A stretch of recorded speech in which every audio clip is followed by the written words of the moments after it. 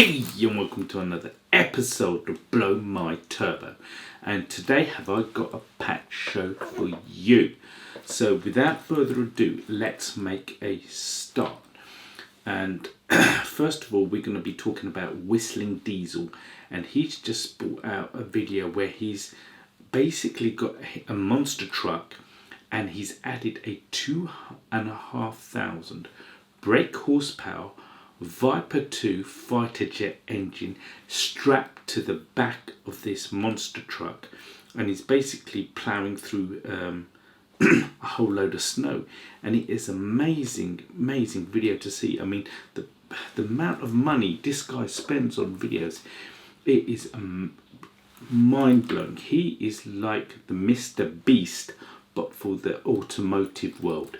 I mean, he's totally nihilistic in his way that he produces, the whole character that he plays.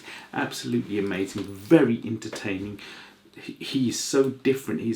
It blows my mind. So this is a video you must have. It's a must see.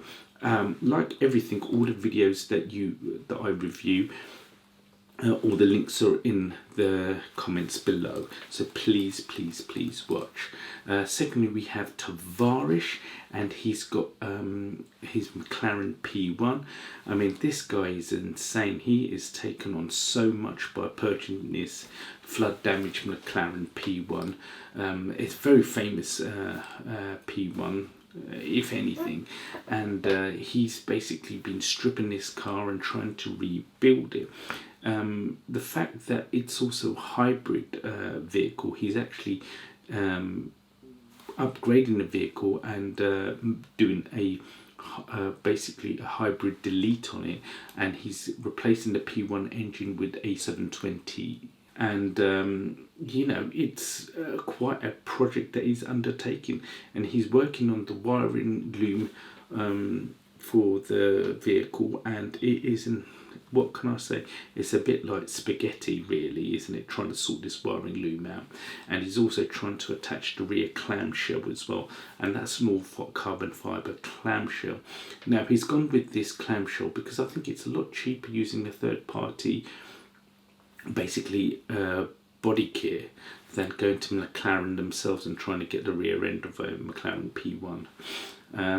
Next we've got Matt Armstrong, and he's basically got his McLaren 720S, and he's attaching the panels to his vehicle, but unfortunately, like anything with these McLarens, everybody seems to be having issues with them.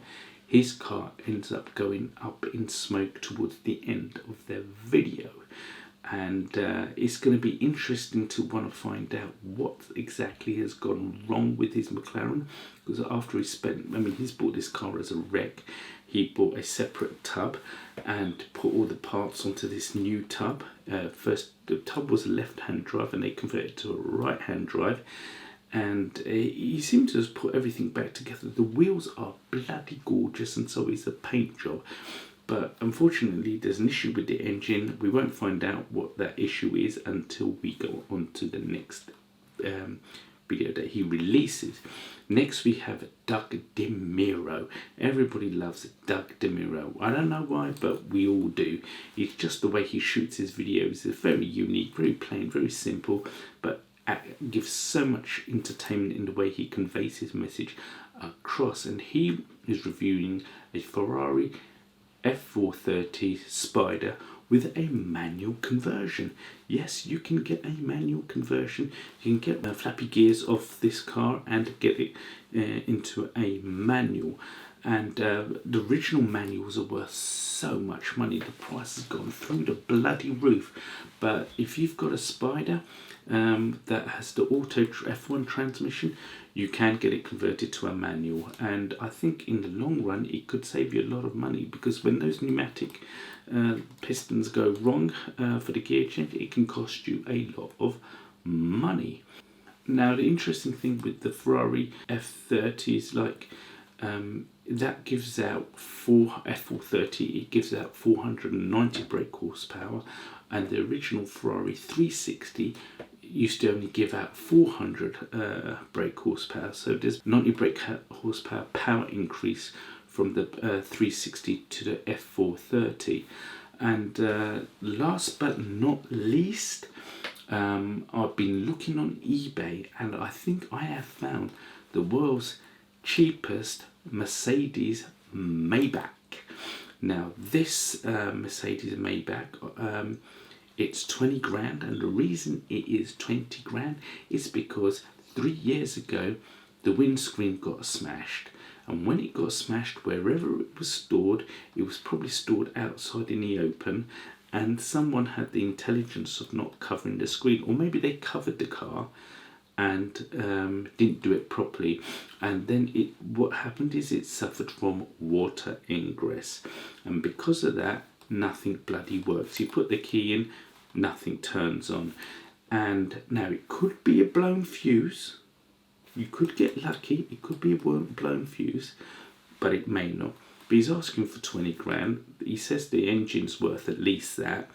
But to be honest, it's not going to be financially feasible to get this car back on the road. So it's better, you could use that vehicle as a spares vehicle and probably make quite a big decent amount of dough on it.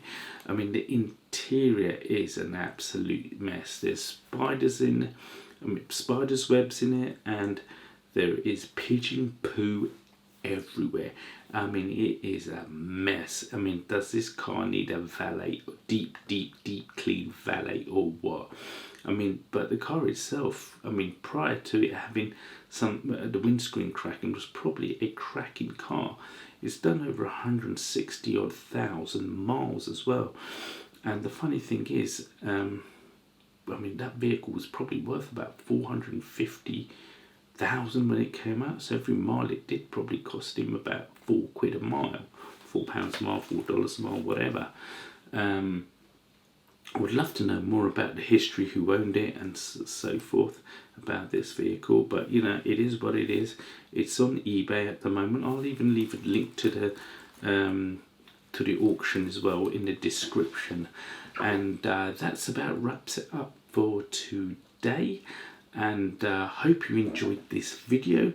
Please like this video if you did, and I'll hopefully see you on the next episode.